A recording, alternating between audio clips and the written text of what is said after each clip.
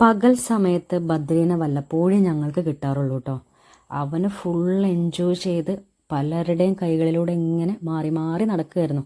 കൂടുതൽ അവൻ്റെ അമ്മച്ചയുടെ കയ്യിലായിരുന്നു കേട്ടോ.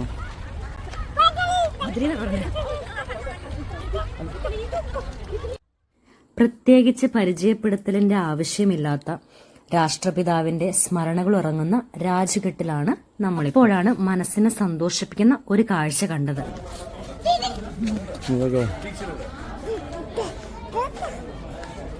नाम क्या?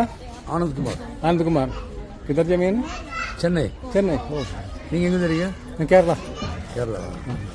ഓക്കെ. അച്ഛൻ. അച്ഛനാണ് കേട്ടോ ഇദ്ദേഹത്തോട് സംസാരിച്ചത്.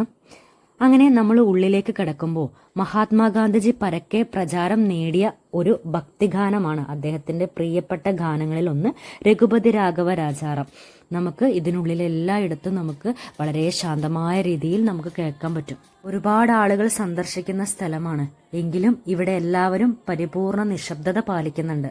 ഡൽഹിയിൽ യമുന നദിയുടെ തീരത്ത് ഗാന്ധി മാർഗിലാണ് രാജ്ഘട്ട് സ്ഥിതി ചെയ്യുന്നത്. 1948 ജനുവരി 30 വെടിയേറ്റ് മരിച്ച ഗാന്ധിജിയുടെ ഭൗതിക ശരീരം ജനുവരി 31 ഇവിടെ സംസ്കരിക്കുന്നത്. വാനു ജി ഗുപ്ത എന്ന ശില്പിയാണ് ഈ ശവകുടീരം രൂപകൽപ്പന ചെയ്തിരിക്കുന്നത്. കറുത്ത മാർബിളിൽ നിർമ്മിച്ചിരിക്കുന്ന ഈ ശവകുടീരത്തിനു സമീപം ഒരു കെടാവിളക്കും സൂക്ഷിച്ചിരിക്കുന്നു. അദ്ദേഹത്തിന്റെ അവസാന വാക്കുകളായ ഹേ റാം നമുക്കിവിടെ കാണാം.